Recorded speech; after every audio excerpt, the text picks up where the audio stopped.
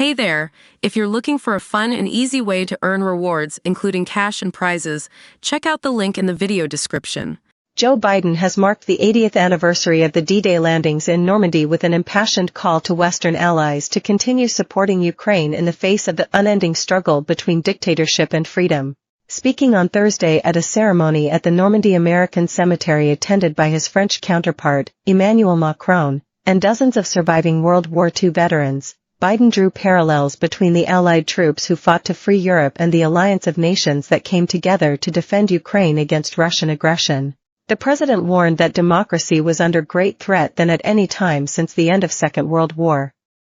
Describing Vladimir Putin as a tyrant bent on domination, Biden said the Russian leader and the autocrats of the world are watching closely to see what happens in Ukraine, to see if we let this illegal aggression go unchecked. To surrender to bullies, to bow to dictators, is simply unthinkable, Biden said.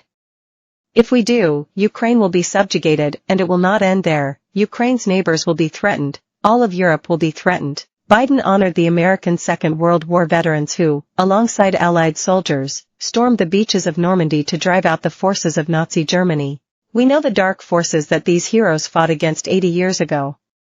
They never fade, he said. This D-Day milestone carried particular significance as it was likely the last major ceremony attended by significant numbers of veterans, many of whom are aged 100 or more.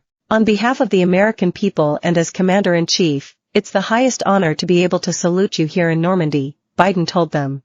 Biden and the First Lady, Jill Biden, greeted the veterans one by one and thanked them for their service. During the ceremony, Macron bestowed the Legion of Honor, France's highest award of merit, to 11 American veterans and one from Britain in recognition of their sacrifice. The ceremony was attended by more than 150 members of Congress and dozens of members of the French Parliament. On Wednesday, Biden arrived in Paris for the start of a 5-day visit in France, during which he will underscore the U.S.'s steadfast commitment to European security and contrast his foreign policy vision with his 2024 election opponent, Donald Trump. Isolationism was not the answer 80 years ago and is not the answer today, Biden said, in a veiled reference to Trump's American First doctrine. Real alliances make us stronger, a lesson that I pray we Americans never forget. While in Normandy, Biden will hold talks with Ukraine's President, Volodymyr Zelensky, to discuss how we can continue and deepen our support for Ukraine, the White House said.